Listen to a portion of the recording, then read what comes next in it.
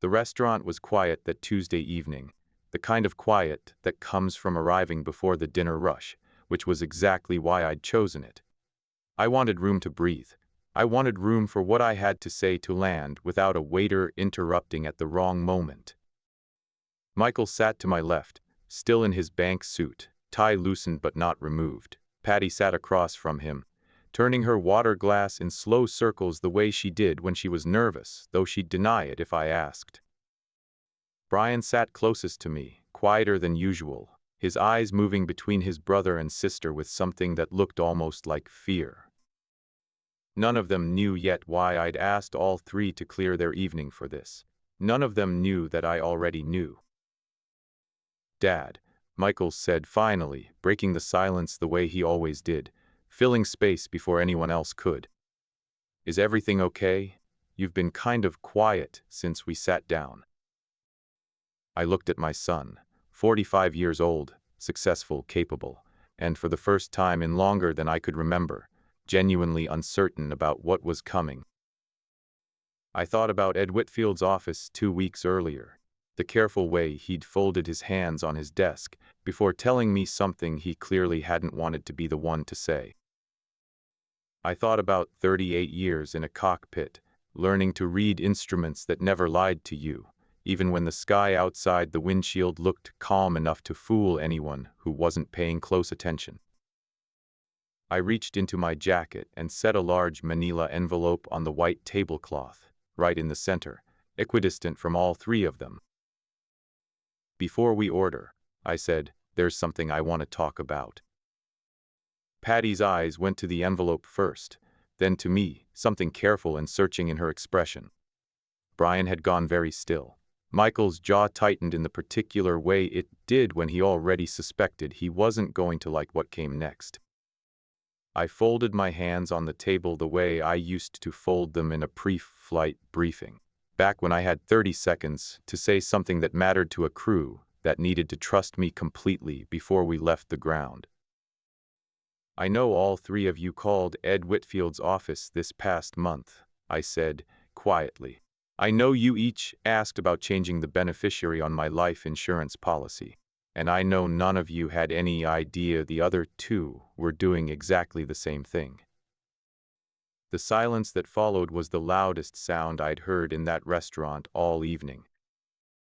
Brian's water glass slipped an inch in his hand before he caught it. Patty's mouth opened slightly, no words coming out yet. Michael looked, for the first time since he was a boy afraid of thunderstorms, genuinely lost for what to say. "I'm not angry," I said, before any of them could speak. "But I think it's time the three of you understood exactly what's been happening in this family, and I think it's time I told you what I've decided to do about it." If you found this story tonight, I'm glad you did. Leave a comment below and tell me where you're watching from. It helps more than you'd think to know real people are on the other end of this. A brief note before I continue. This story blends fiction with purpose, crafted for entertainment and the lessons worth carrying home. Names and details are coincidental. What you take away from it, though, is entirely yours to keep. I want to tell you something before I tell you everything else. There are 3 versions of what happened at that dinner table, one from each of my children, I'd imagine, each shaped by whatever they were most afraid I'd say next. I haven't asked them to tell it. I've decided this is mine to tell, plainly, the way I was trained to report anything that mattered in the air, accurately, without embellishment, and without leaving anyone in the dark about what actually happened. My name is Frank Callahan. I'm 74 years old. For 38 years I flew commercial aircraft. 22 of those years long-haul, red-eyes mostly, the kind of flights that take a man away from his family more nights than he'd ever admit out loud to be comfortable with. I logged over 18,000 hours in the air. I brought every single one of those flights home safely, every passenger, every crew member, every time. I couldn't always say the same about being home for the people who mattered most on the ground. I raised 3 children to understand hard work, sacrifice, and the particular kind of love that doesn't always announce itself with presents, because sometimes it announces itself with a paycheck earned 3,000 miles away instead. I thought they understood that. Most of the time, I still believe they do. But somewhere in the last 4 years, something shifted in this family that none of us saw clearly until it was almost too late to name. Let me start where this actually began, not at that restaurant table, not with an envelope none of them expected. Let me start on the coldest winter I can remember, the year the airline I loved most fell apart, and I made a decision that shaped everything that came after it. The airline was called Continental Skyways, a smaller regional carrier, the kind that doesn't survive long once fuel prices spike and a recession follows close behind. I'd been a captain there for 11 years when it folded, in the winter of 1987, 3 weeks before Christmas. Michael was 12, Patty was 9, Brian was 6. Susan and I had just finished paying off the mortgage on our first real house, the one with the good backyard, the one the kids had grown up thinking would always just be there. I remember the day the airline announced it was shutting down. I remember standing in our kitchen, watching Susan do the math out loud in a voice that stayed steady for the kids' sake and cracked only once she thought I couldn't hear her. Later, through the bedroom door. I had a pilot's license and 11 years of experience, but the job market for commercial pilots that year was brutal. Too many good captains from too many failed regional carriers, all competing for the same thin handful of open seats. It took me 4 months to find work again, and when I did, it was with a cargo carrier flying overnight routes, the kind no one with a family really wants, but everyone with a family sometimes has to take. I flew nights for 6 years. Red eyes. Mostly Denver to Memphis, Memphis to Newark, back before dawn most weeks, home just long enough to shower and sleep a few hours before doing it again. I missed birthdays. I missed a school play Patty still brings up sometimes gently, the way you bring up something that stopped hurting a long time ago, but never fully disappeared. I missed more of Brian's childhood than I like admitting, 'cause by the time he was old enough to really remember things clearly, I was gone more nights than I was home. I never once complained to the kids about any of it. Susan and I made a decision early on that they'd never know how close we'd come to losing the house, how many months we stretched a paycheck further than it wanted to go, how many overnight routes I picked up specifically because the pay differential meant the difference between 3 kids in college someday and 3 kids who'd have to figure something else out. All 3 of them made it through college. Michael went into finance, Patty into nursing, Brian bounced through a few different business ventures before landing somewhere he seemed happy. I sat in the audience at 3 separate graduations, each time thinking about 6 years of overnight cargo runs, and never once regretting a single one of them. I never asked for gratitude for any of it. I want to be clear about that. A father doesn't do those things expecting a return on the investment. I did it because that's simply what the job required, and because watching all 3 of them build lives of their own, unburdened by the years I'd quietly absorbed on their behalf, felt like more than enough repayment on its own. I didn't know back then that 30 years later, that same quiet sacrifice would become something else entirely in their minds, not a debt they felt they owed me, but an asset they'd each, eventually, start quietly positioning themselves to inherit. Susan passed 4 years ago, on a Thursday in March, in the cardiac unit of the same hospital, where Patty had worked for over a decade. Congestive heart failure, the kind that had been building quietly for longer than any of us wanted to admit, the kind Susan herself had downplayed in the years leading up to it, because she'd never once, in 46 years of marriage, wanted to be a burden to anyone. I was in the room when she went. Patty was too, still in her scrubs from a shift she'd cut short the moment she got the call.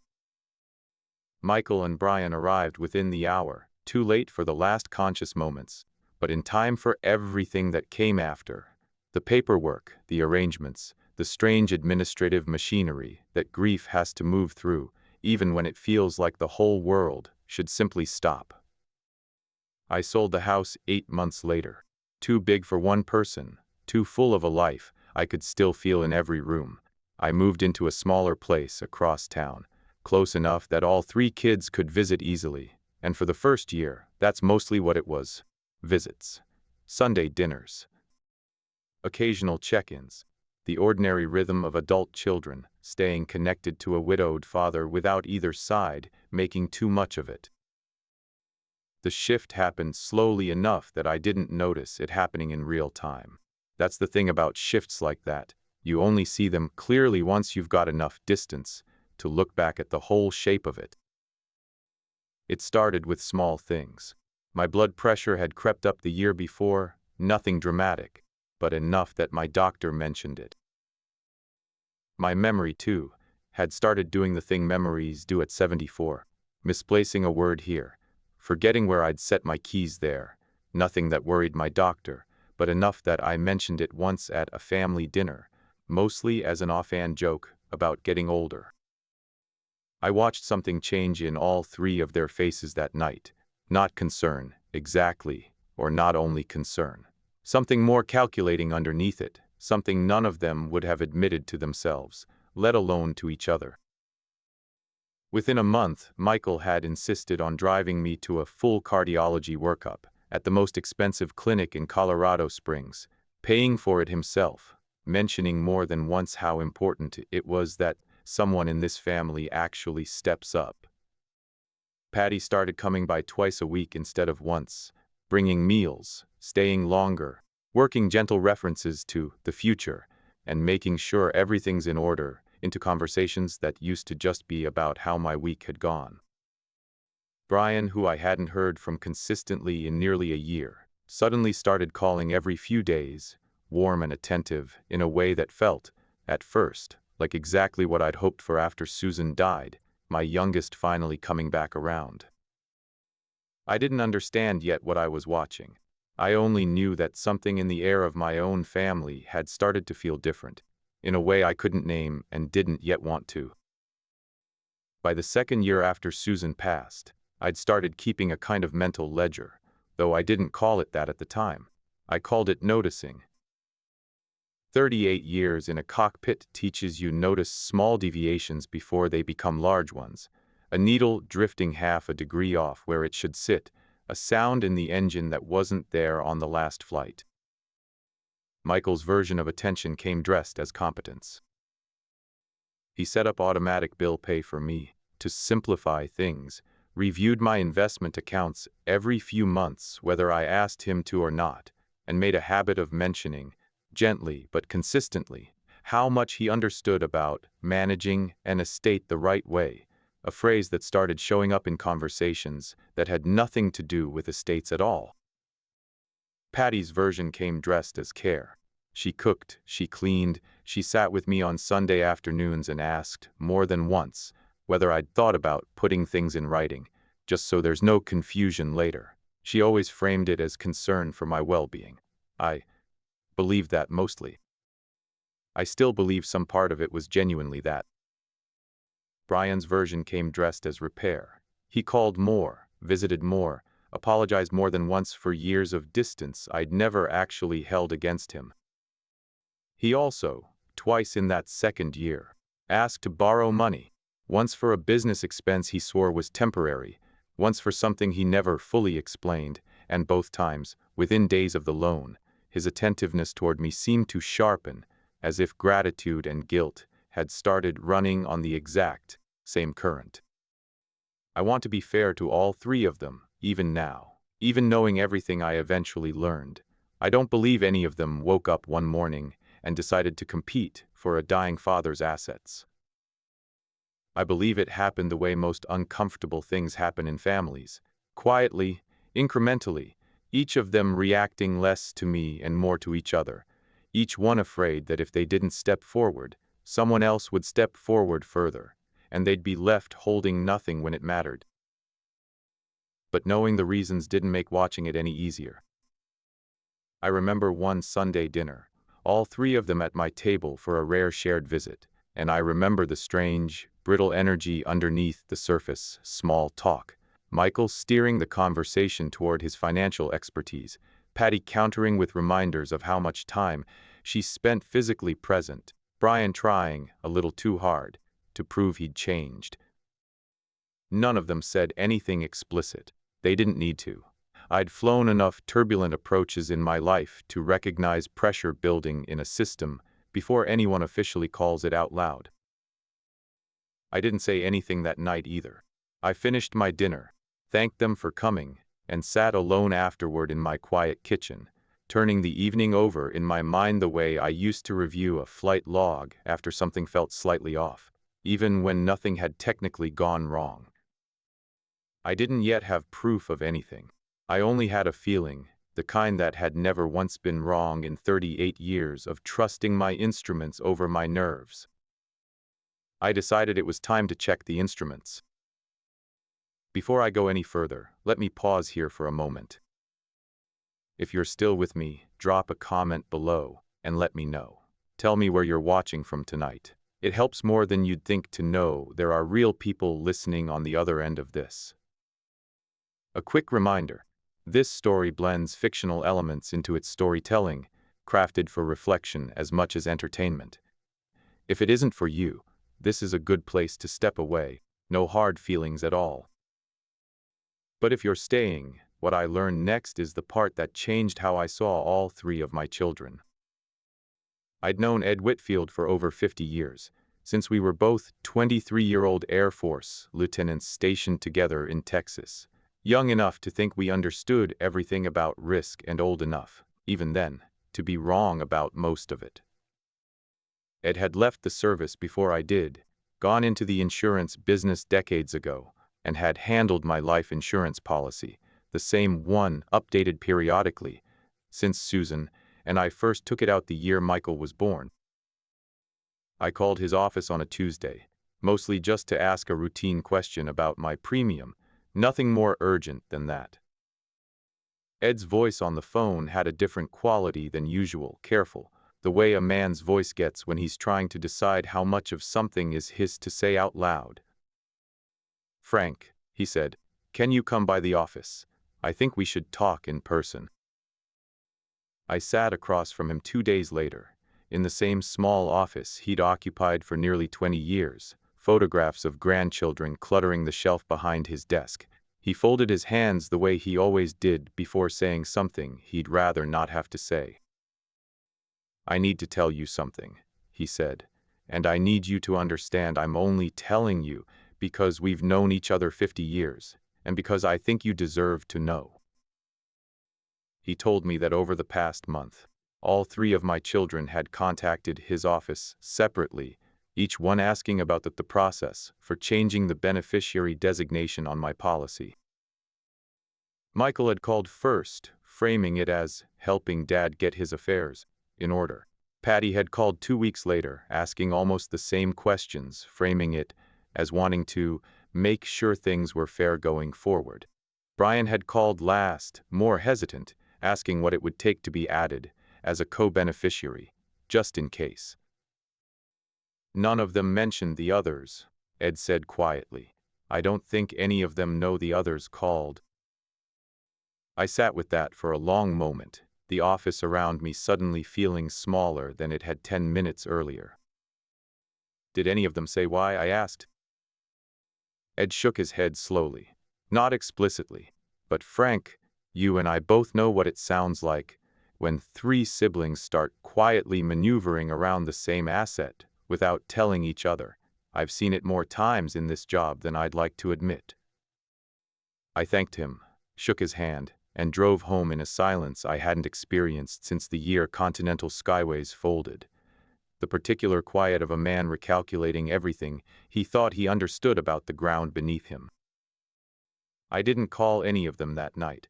I want to be honest about why. It wasn't restraint exactly, or not only restraint. It was grief arriving in a shape I hadn't expected. I sat in my kitchen with a cup of coffee going cold in front of me, the way I had so many nights since Susan passed, and, and I let myself replay the last 2 years with the new information sitting underneath all of it, like a layer of the map I hadn't been able to see before. Michael's cardiology referral, generous and well-intentioned on the surface, now sat differently in my memory. Was it care? Or was it a man quietly building a case for himself as the responsible one, the one best positioned to be trusted with everything else? Patty's gentle references to putting things in writing, genuine concern, or careful positioning dressed in the language of love. Brian's sudden return to warmth after a year of distance, his loans, his gratitude that always seemed to sharpen right when money changed hands, coincidence, or something closer to a pattern he might not even have fully admitted to himself. I didn't have answers to any of those questions that night. I only had the same feeling I used to get flying into weather the forecast hadn't fully warned me about, the sense that something was shifting beneath the surface faster than the instruments could confirm. I thought about Susan. I thought about what she would have said, sitting across from me at this same table, and I knew, almost immediately, that she wouldn't have wanted me to explode at any of them, to accuse, to demand explanations in anger. Susan had spent 46 years teaching me that the loudest response to a problem is rarely the most effective one. I thought, too, about 38 years of aviation training, the thing that had been drilled into me since my earliest days as a young pilot. When something feels wrong, you don't panic, and you don't ignore it either. You gather information. You confirm what you can confirm. You make a plan calmly before you ever touch the controls. I decided that night that I wasn't going to confront my children with suspicion and accusation.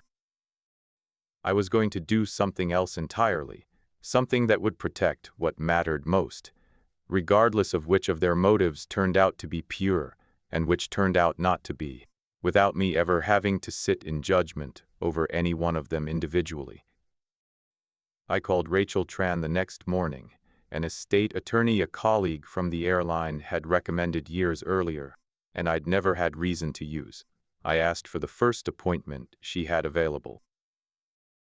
I want to talk about setting something up, I told her. Something that protects all 3 of my children from becoming people I don't recognize anymore, even if it means protecting them from themselves. She didn't ask me to explain further over the phone. She simply said, "Come in Thursday. We'll figure out exactly what that looks like."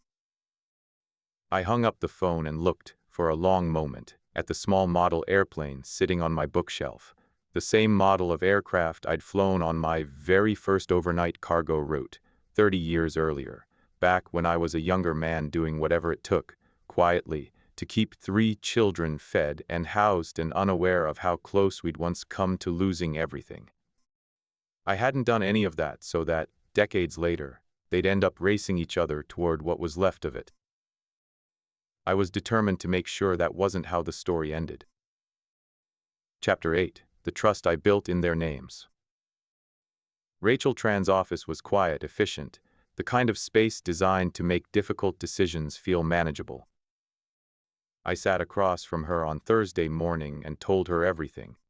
The calls to Ed's office, the 2 years of quietly shifting attentiveness from all 3 of my children, the particular grief of not knowing anymore how much of any of it was love and how much was positioning. I don't want to punish them, I said. I want to understand something before I go any further. This has to protect the family, not just the money. Rachel listened the way good lawyers do, taking notes, asking careful questions, never rushing me toward a decision before I was ready to make it. What we built, over the following 2 weeks, was something I hadn't originally planned on, but that felt right the moment Rachel first described the shape of it to me. I established a charitable trust, the Continental Skyways Memorial Fund, named for the airline I'd flown for early in my career, and, more specifically, for 3 members of my old flight crew who died in a runway incident in 1991, men whose families had struggled afterward with almost nothing in the way of support. I'd thought about that crash for over 30 years. It felt right, finally, to to build something lasting out of it. The bulk of my estate, the life insurance policy Ed had called me about, the retirement accounts, the house, would transfer into that trust upon my death, administered independently, funding scholarships and support for the families of aviation workers who died in service.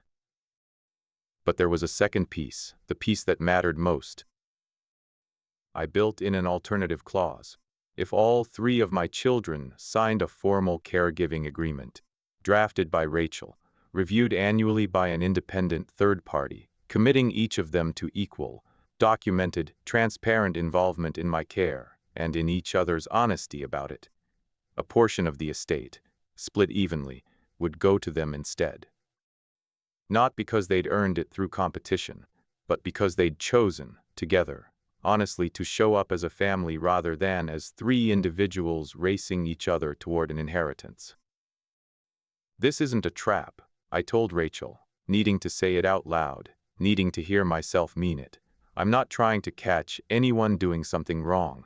I'm trying to give them a chance to choose honesty over fear, together, before it's too late for any of us to fix what's already started cracking. Rachel nodded slowly. It's a fair structure, Frank.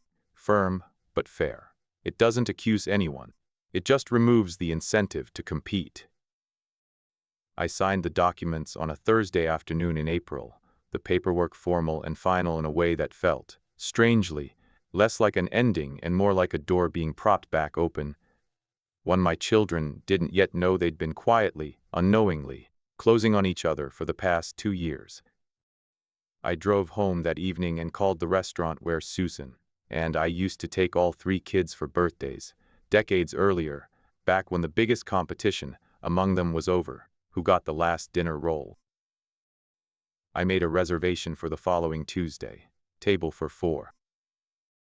The envelope on the table held 3 copies of the caregiving agreement Rachel had drafted, along with a short letter I'd written myself, in longhand, the night before. I want to read you something, I said, and I opened the letter, my own handwriting steadier than I expected it to be given how much my hands had wanted to shake writing it the first time.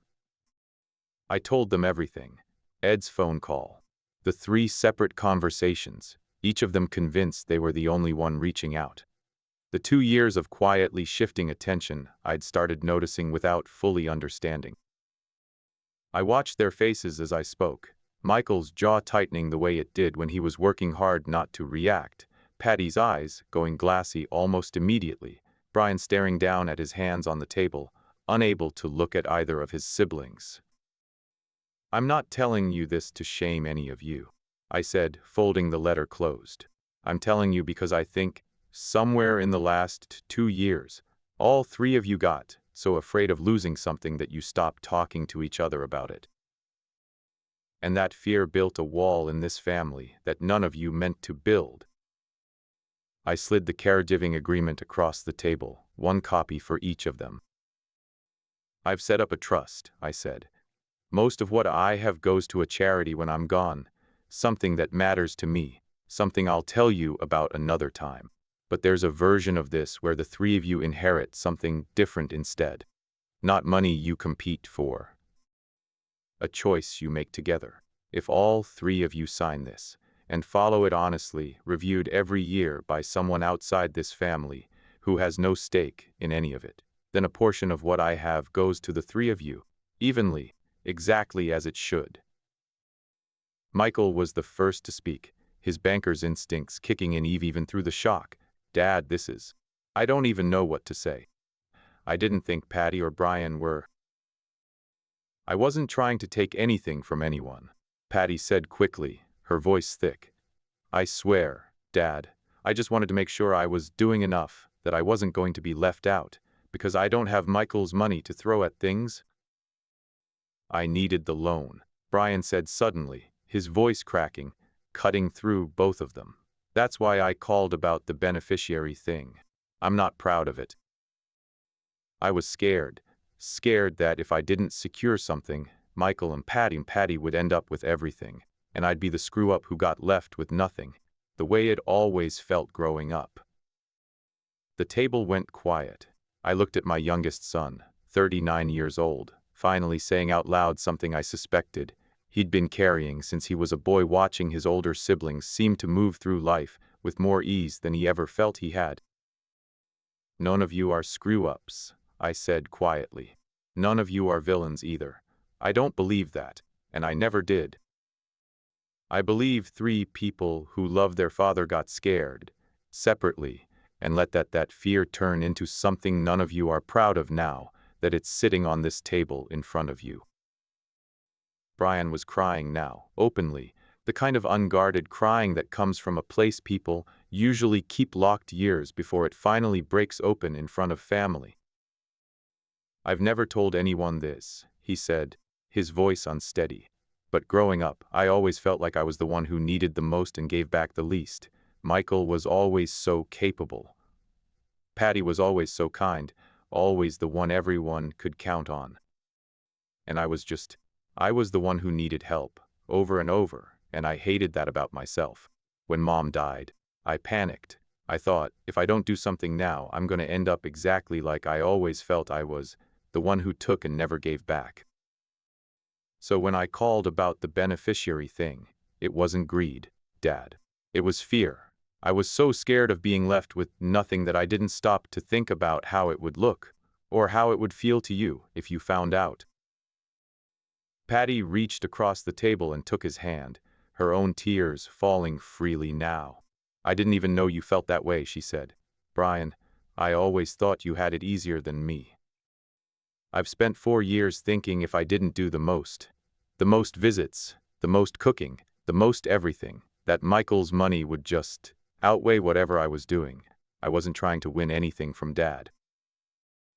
I was trying to prove I mattered as much as you two, in a way that didn't come down to a paycheck."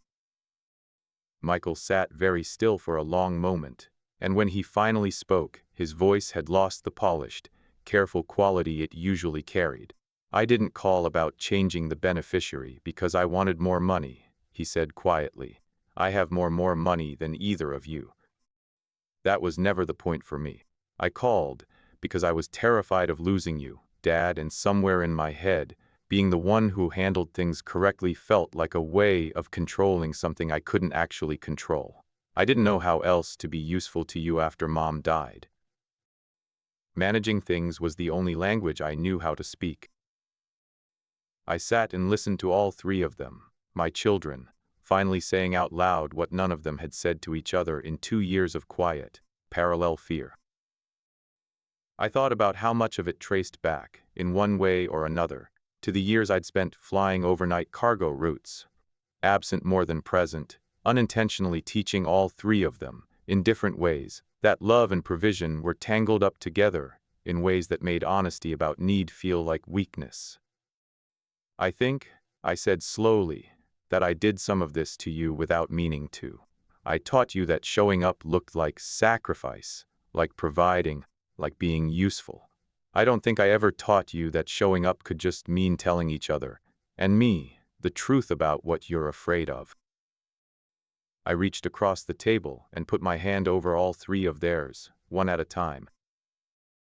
"I'd rather have 3 honest, imperfect children," I said, "than 3 people so afraid of each other that they stopped being able to talk." Before I go on, let me pause here for a moment. If this story has reached you tonight, drop a comment below and tell me, have you ever watched fear turn into competition in your own family, without anyone quite meaning for it to happen? I read every comment, and it means more than you'd think to hear from you. A gentle reminder, this story carries fictional elements, woven in for reflection as much as entertainment. If that isn't for you, this is a good place to step away, no hard feelings at all. But if you're staying, what came after that dinner is the part I think about most. All three of them signed the agreement that night, right there at the table, before dessert even arrived. I want to be honest, it wasn't a magic fix. Signatures on a page don't undo 2 years of quiet fear overnight, and I didn't expect them to. But something did shift after that dinner, slowly, the way most real repairs happen. Michael started calling to talk instead of to manage, He still handled the financial side of things when I needed him to, but he stopped narrating it as proof of his value and started just doing it because it was useful, quietly, without an audience. Patty stopped mentioning the future in every conversation. Our Sunday dinners went back to being just dinners. Her telling me about her patients, me telling her old flying stories she'd heard a dozen times before and still laughed at in the right places. Brian paid back both loans in full over the following year, on his own schedule, without me ever asking. More importantly, he started showing up not out of guilt or fear, but because, for the first time in longer than either of us wanted to admit, he seemed to actually want to. Rachel Tran reviewed the caregiving agreement at the end of that first year, as planned. All three of them had met the terms, not perfectly, not without the occasional friction that comes with any three adult siblings trying to coordinate their lives around an aging father, but honestly. That was always the part that mattered most to me, not perfection, honesty. I still think about Ed Whitfield's careful voice on the phone that Tuesday, the conversation that could have gone so many different directions from where it ended up. He could have kept quiet, told himself it wasn't his business. I've thanked him more than once for not doing that. I think, too, about the trust itself, still standing, still ready to catch whatever's left if the three of them ever slide back into the fear that almost pulled them apart. I don't think of it as a threat hanging over them. I think of it the way I used to think of a backup system on an aircraft, something you build not because you expect to need it, but because you'd rather have it there and never use it than need it and discover, too late, that it was never installed. I sit most evenings now in the same living room where I raised all three of them, a model of the old cargo plane still on the shelf, where it's sat for 30 years, and lately, more often than not, someone's here with me. Not out of obligation, not out of a race to prove anything to anyone. Just here, the way family is supposed to be here. Last month, all three of them came for dinner on the same night for the first time in longer than I can remember. Not a holiday, not an occasion, just a Tuesday, because Brian suggested it, and nobody hesitated. Michael brought wine. Patty brought a pie she'd made from Suzanne's old recipe, the one none of us had eaten since she passed. Brian brought his kids, loud and unruly and wonderful, filling the house with a noise it hadn't held in years. I watched the three of them clear the table together afterward, laughing about something from childhood I only half remembered, and I thought about Ed's careful voice on the phone, about the letter I'd read aloud with shaking hands, about how close this family had come to letting fear quietly reshape all of us into people none of us wanted to become. If there's one thing I want you to take from this story, it's this: love within a family isn't a race, and it was never meant to be measured against each other. The moment you start keeping score against your own brother or sister for a parent's attention, or a parent's estate, or a parent's approval, everyone loses, even the one who ends up on paper with the most. I'm not a perfect father. I spent years away from home doing what I believed I had to do to keep this family standing, and I never fully understood, until recently, what that absence quietly taught my children about what love was supposed to look like. If you see any piece of yourself in this story tonight, if fear has ever made you compete with the people you're supposed to be closest to, I hope you find the courage to say it out loud before a phone call from someone like Light has to say it for you. Family justice in the end isn't about punishment, and it isn't about winning. It's about building something honest enough that no one has to be afraid of losing it. This is what a quiet revenge dad means to me. Not cruelty, not anger, just a father who built one more safety system the way he always had, so his family would never have to fall as far as fear once nearly took them. If this story reached you tonight, leave a comment and tell me, what would you have done in my place? Share it with someone who needs to hear it, and subscribe so you don't miss the next story on this channel. Thank you for staying until the very end. A last gentle note: some upcoming stories on this channel contain fictional elements, crafted for reflection and life lessons. If that isn't for you, no hard feelings.